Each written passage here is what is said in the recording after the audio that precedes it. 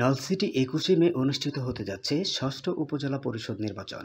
আর এই নির্বাচনকে সামনে রেখে নলছিটি উপজেলায় চেয়ারম্যান পদপ্রার্থী হিসেবে আনারস মার্কা প্রতীক নিয়ে জনপ্রিয়তায় রয়েছেন বীর মুক্তিযোদ্ধা সাবেক সফল মেয়র নলছিটি উপজেলা আওয়ামী লীগের সভাপতি তসলিম উদ্দিন চৌধুরী। নির্বাচনী হাওয়ায় সকাল থেকে মধ্যরাত পর্যন্ত নানা প্রতিশ্রুতি দিয়ে ছুটছেন ভোটারদের দ্বারে দ্বারে।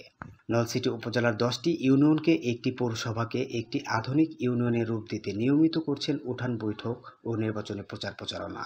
এ সময় বক্তব্য রাখেন নলছিটি উপজেলা চেয়ারম্যান জনাব সিদ্দিকুর রহমান, চলকুটির জেলা স্বেচ্ছাসেবক লীগের সাবেক সহসভাপতি ইঞ্জিনিয়ার গিয়াসউদ্দিন মল্লিক, শোভিতপুর ইউনিয়ন সাবেক চেয়ারম্যান ও আওয়ামী লীগের সাধারণ সম্পাদক আব্দুল মান্নান শিকদার, সাবেক চেয়ারম্যান জনাব মিজানুর রহমান ফুরকান, শোভিতপুর ইউনিয়নের বর্তমান চেয়ারম্যান আব্দুল গফফার খান, নলছিটি উপজেলা আওয়ামী লীগের সহ প্রচার সম্পাদক আমির হোসেন মল্লিক, শোভিতপুর ইউনিয়ন আওয়ামী লীগের যুগ্ম সাধারণ সম্পাদক শাহিন, মনির মেম্বার সহ ছাত্রলীগ, যুবলীগ, কৃষক লীগ, মহিলা লীগ, তাঁতি লীগ সহ অঙ্গ সংগঠন।